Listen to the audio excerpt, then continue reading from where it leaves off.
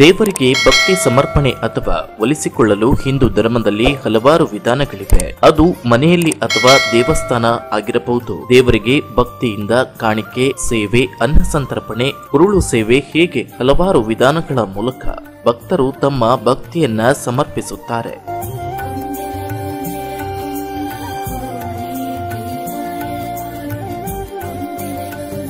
ಹೌದು, ಈ ಅಯ್ಯಪ್ಪ ಸ್ವಾಮಿಯ ಭಕ್ತ ಮಂಡಳಿಯಿಂದಲೂ ಕುದಿಯುವ ಎಣ್ಣೆಯಲ್ಲಿ ಓಕುಳಿ ಆಟ ಮತ್ತು ಕೆಂಡದಲ್ಲಿ ಉರುಳು ಮಾಡುವುದನ್ನ ನೋಡಿದಾಕ್ಷಣ ಒಂದು ಕ್ಷಣ ರೋಮಾಂಚನವೆನಿಸುತ್ತಿದೆ. ಇದು ಹೊನ್ನಾವರ ತಾಲೂಕಿನ ಜಲ್ವಳ್ಳಿಯ ಸಾರ್ವಜನಿಕ ಅಯ್ಯಪ್ಪ ಸ್ವಾಮಿಯ ಭಕ್ತ ಮಂಡಳಿಯ 26ನೇ ವರ್ಷದ ಮಹಾಪೂಜೆ ಮತ್ತು ದೀಪೋತ್ಸವ ಕಾರ್ಯಕ್ರಮ, ವಿವಿಧ ಧಾರ್ಮಿಕ ಕಾರ್ಯಕ್ರಮಗಳು, ಶ್ರೀದೇವರ ಪೂಜಾ ವಿಧಿವಿಧಾನಗಳ ಕಾರ್ಯಕ್ರಮಗಳು ಮತ್ತು ಗಣೇಶ ಗುರುಸ್ವಾಮಿ ಮೂಡ್ಕಣಿಯವರ ಸಮ್ಮುಖದಲ್ಲಿ ನಡೆಯಿತು. ದೀಪೋತ್ಸವದಂದು ಸನ್ನಿಧಿಯಲ್ಲಿ ಗಣಹೋಮ, ಸತ್ಯನಾರಾಯಣ ವ್ರತ, ಅನ್ನ ಸಂತರ್ಪಣೆ ನಡೆಯಿತು. ಅಯ್ಯಪ್ಪ ಮಾಲಾಧಾರಿಗಳಿಂದ ಕುದಿಯುವ ಎಣ್ಣೆಯಲ್ಲಿ ಒಡೆ ತೆಗೆಯುವ ಕಾರ್ಯಕ್ರಮ ಮತ್ತು ಅದೇ ಎಣ್ಣೆಯಿಂದ ಓಕಳಿಯಾಟ ಭಕ್ತಿಯ ಪರಾಕಾಷ್ಠೆಗೆ ಸಾಕ್ಷಿಯಾಯಿತು. ಬೆಳಿಗ್ಗೆ 3:30 ಸುಮಾರಿಗೆ 10 ಟನ್ ಕಟ್ಟಿಗೆಯಲ್ಲಿ ಕೆಂಡ ಹಾಯುವ, ಕೆಂಡದಲ್ಲಿ ಉರುಳು ಸೇವೆ ಕಾರ್ಯಕ್ರಮ ನಡೆಯಿತು.